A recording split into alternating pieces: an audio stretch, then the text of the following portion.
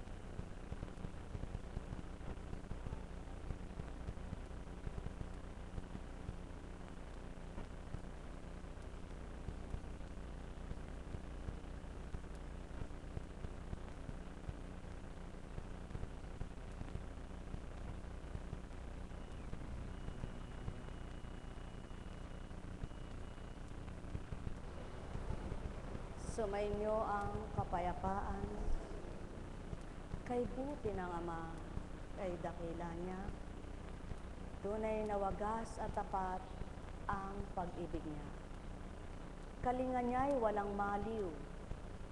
Tunay na siya ang pagmumulan ng mabuting kalooban. Halina kayo, mga mahal ko, upang ganap niyong maunawaan ang kalooban niya. Damdamin niyo'y ipagkaloob niyo sa Kanya. Alisin niyo ang mga tigas ng kalooban niyo at matitigmak kayo ng kagalakan sa puso niyo.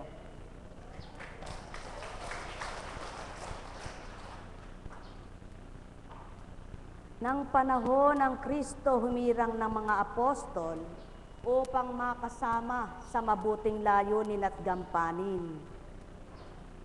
Nang panahon ni Moises, sinabihan din na maghirang ng 50, daan-daan upang may makasama. Subalit hindi para magpabigat, magpahirap.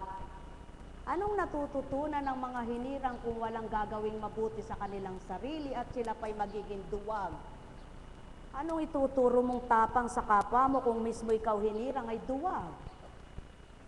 At ang bawat hinirang naman ay tumatapang hindi ganang sarili nila, kundi ganang kalooban ng Ama. Sapagkat ang bawat naglingkod ay tumanggap lamang. At kung totoong may tinanggap ang nagbigay ng liwanag, at ang nagbigay ng liwanag, siya rin nagbibigay ng galak. At ang nagbibigay ng galak, siyang nagbibigay ng talino. Hindi yung taong sinusundan, kundi mismo ang Ama. Kaya't kung ang Ama ang pinakikipagtotohanan ng lahat, maging ang pinagmulan nilang nanguna sa kanila, ay tuturuan din ng talino at magkakaangkop sila. Subalit, kung mag-iisang damdamin at kaloobang pangkatao lamang ang iiral at sisibol, hindi niyo makakanta ng kalooban ng Ama. Pawang katotohanan, itaga nyo sa bato. Kung totoo kayo, baybayin sa banal na aklat na ito, matutunghayan nyo at mababasa ang lahat ng ibig ko. Ngunit kung bilang pagkataong hahanapan ninyo, katulad din nyong may dinadala ito, ngunit di pinasasakitan kayo. Katulad nyo ring may dalahin, pasanin at kalooban niya'y nahihirapan din, ngunit at pasubali, sa pinaglilingkuran humuhugot ng lakas, hindi sa tao. Kaya't malaki ang pagkakaiba ng totoo at hindi nagpapakatotoo. Kung lingkod ka't suliranin mong pangtaong hindi nawawala sa isip at damdamin mo, di ka titibay na totoo. Kaya't kailangan limutin mong suliranin mo at alalahanin mong tinanggap mo. Sapagkat kung may suliranin ka at haharap ka sa kapwa mo, ang suliranin mong daladala mo, mabibigkas mo, ipasanin mo. Kaya't ang Kristo iniwan ang kanyang sarili upang tuparin ang para sa tao. Buhay ba ang Ama? Kaya mga mahal, natitigib ng galak ang taong totoo. Ngunit ang hindi totoo, maraming puot at galit hinanakit sa puso niya.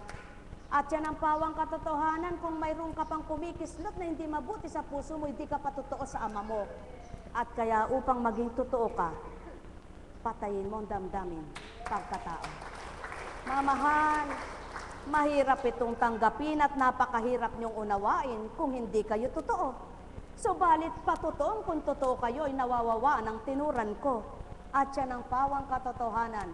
Ang anak ng amay nakikiisa sa kanya at ang damdamin niya ay damang-dama nila. Sa makatwid, hindi lang ikaw ang nahirapan, hindi lang ikaw ang nagkakasakit, hindi lang ikaw ang may problema, hindi lang ikaw ang may pasanin, lahat ng tao.